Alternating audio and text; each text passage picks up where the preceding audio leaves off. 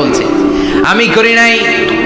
ওই দেখ কুড়ালটা কার কান্দে, বড়টার কান্দে, ওইটারে জিগা। সবাইকে খাইছে। সবাই বলে ইব্রাহিম তুমি কি জানো না এগুলো কথা বলে না? সৈয়দনা ইব্রাহিম বলে যে এটা কথা কয় না, ওইটার পূজা করস কেন? যেটা কথা বলে না, যেটা নিজেরাই নিজেদেরকে মায়ের থেকে বাঁচাতে পারে না, নিজেরাই নিজেদেরকে রক্ষা করতে পারে না, তোরে কিভাবে রক্ষা করবে? এগুলোর পূজা কেন করিস? ফাবুহিতাল্লাযী কাফার। কারো কোনো জবাব নাই, লা জবাব। সবাইকে ইব্রাহিম তুই বড্ড বেড়ে গিয়েছিস, তোরে নমরুদের কাছে নেওয়া হবে, রশি দিয়ে পেঁচিয়ে নমরুদের কাছে নেওয়া হবে, নমরুদের কাছে নিয়ে যাও রশি দিয়ে বেঁধে। এবার নমরুদের সাথে কি ডায়লগ মারছে এটা তো আর কোরআনে নাই। কথা কম, এটাও আছে।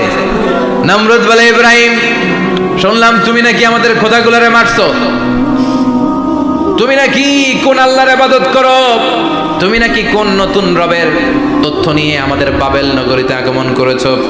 আমি ছাড়া কোনো খোদা আছে বলে তো আমি শুনি নাই, এই বাবেল নগরীতে আমি ছাড়া কোনো খোদা আছে আজকে নতুন শুনলাম। কে তোমার খোদা, কি তার পাওয়া?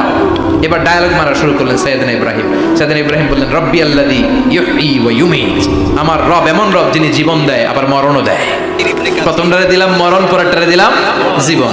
তোমার রব যে যেরকম করে জীবন দেয় আর মৃত্যু দেয়, আমিও জীবন দেই, আমিও মৃত্যু দেই। চিল্লায় পড়েন নাউযুবিল্লাহ।